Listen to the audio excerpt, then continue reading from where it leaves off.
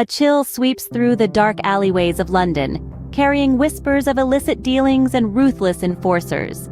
Across the pond, the neon lights of New York City paint a similar picture, casting long shadows where mobsters wheel and deal in hushed tones.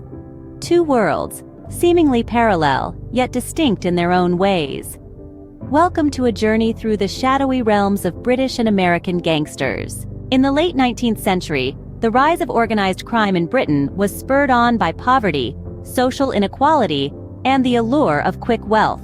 The infamous Peaky Blinders, a criminal gang from Birmingham, England, cemented their legacy during this period. Their weapon of choice? Razor blades sewn into the peaks of their caps. A swift headbutt could leave their victims scarred for life. Meanwhile, America's gangster origins lie in the Prohibition era of the 1920s. The 18th Amendment had banned the sale of alcohol, creating a black market burgeoning with opportunity. Enter the Chicago outfit, led by the notorious Al Capone. He made a fortune through bootlegging, gambling, and extortion. His weapon of choice? The Tommy gun. A spray of bullets was his signature style of persuasion. Fast forward to the 1960s in Britain. The Kray twins, Ronnie and Reggie, ruled London's East End. They owned nightclubs and rubbed shoulders with celebrities. Their reign was marked by violence, but also by a certain charm, a strange mix of brutality and charisma. In the same era, American gangsters were evolving. The Five Families of New York, the heart of the American mafia, were at their peak. They infiltrated legitimate businesses, manipulated labor unions, and corrupted public officials.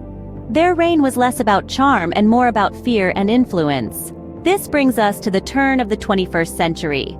British gangsters like Curtis Warren, a drug trafficker from Liverpool, had global operations. His empire spanned from his homeland to Europe, South America, and the Middle East.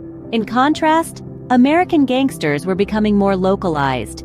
Gangs like the Crips and the Bloods dominated specific neighborhoods, fighting territorial wars.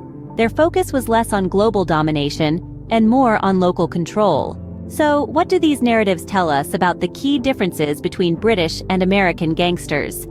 Historically, British gangs were born from social inequality and used intimidation as their primary tool. They had a flair for the theatrical, often using their charm to gain social acceptance.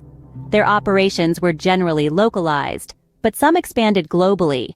American gangs, on the other hand, emerged from legal restrictions and used violence and corruption to maintain control. They infiltrated business and politics, wielding influence far beyond the underworld. Their operations were initially widespread, but became more localized over time. The weapons of choice also varied. British gangsters preferred close-quarters combat, using weapons like razor-tipped caps and knuckle dusters. American gangsters, however, embraced firearms, making the Tommy gun and the revolver symbols of their power. Today, the world of gangsters has evolved yet again. Cybercrime is the new battleground, and gangsters are as likely to be found behind a computer screen as in a dark alley. But the legacy of the British and American gangsters of yore lives on, shaping our understanding of organized crime. In the end, whether it's the razor-sharp cap of a Peaky Blinder or the Tommy gun of a Chicago mobster, the underworld of crime has its roots deeply embedded in social structures and historical contexts. It's a reflection of society, a dark mirror held up to the world we live in.